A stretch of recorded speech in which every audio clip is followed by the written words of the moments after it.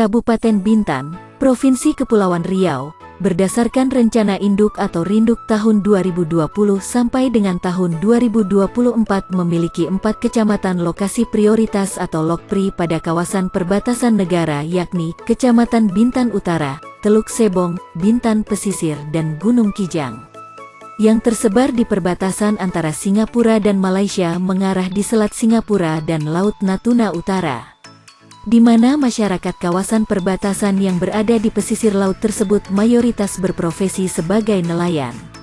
Istri nelayan yang menggantungkan hidupnya dari hasil melaut kelompok yang paling menderita, karena beban kehidupan mereka semakin berlipat dalam rangka memenuhi kebutuhan ekonomi keluarga.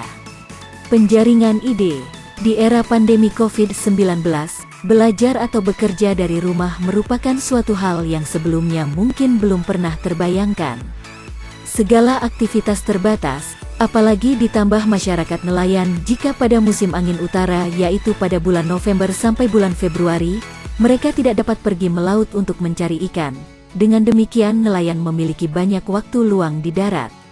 Inovasi yang dilaksanakan oleh bagian pengelola perbatasan Kabupaten Bintan, agar para nelayan dapat menerapkan di sekitar rumah masing-masing dan efisiensi penyediaan bahan pangan mandiri dapat tercapai adalah inovasi hidroponik perbatasan.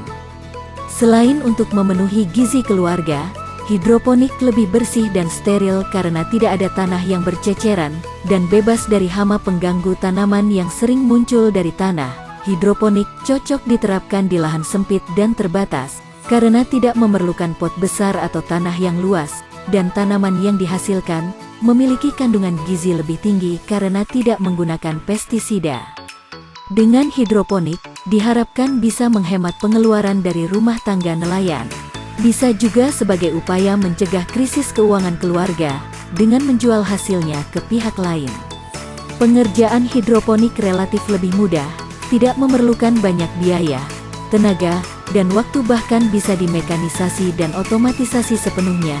Serangan hama dan penyakit dapat lebih mudah dikendalikan, karena berada dalam lingkungan yang bisa dikendalikan oleh manusia atau tidak terganggu kondisi alam. Dengan adanya kegiatan pelatihan hidroponik ini diharapkan dapat mewujudkan masyarakat perbatasan yang mandiri, inovatif sehingga mampu mencukupi kebutuhan dan meningkatkan taraf hidup ekonomi keluarga.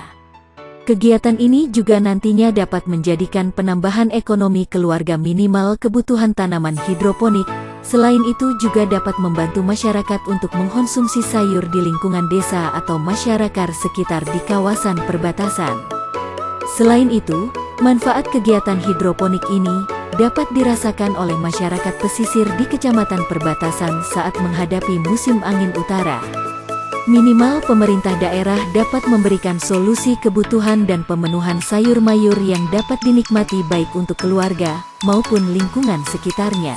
Dampak dari kegiatan ini adalah terwujudnya kesejahteraan masyarakat pesisir.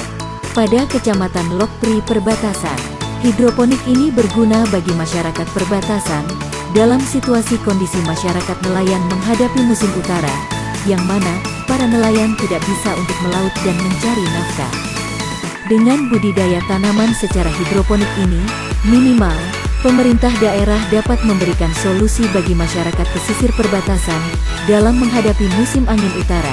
Selain itu, efisiensi penyediaan bahan pangan mandiri dapat tercapai. Dijelaskan tujuan kelompok ini menanam tanaman sayuran hidroponik ini.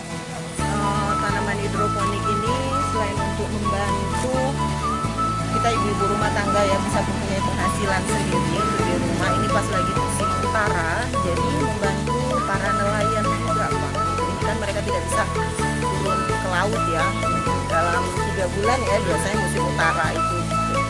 Jadi ada penghasilan